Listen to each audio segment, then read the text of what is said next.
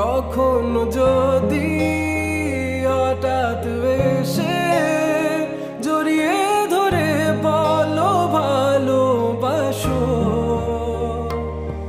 আমি তখনই, হ্যাঁ তখনই তোমার নামে লেখা চিঠিটি পড়ে তোমাকে শোনাবো।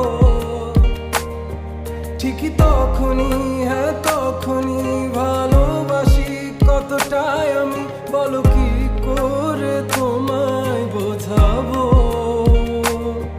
তুমি বুঝনি, আমি বলিনি, তুমি স্বপ্নতে কেন আসনি, আমার অভিমান তোমাকে নিয়ে সব গেছি।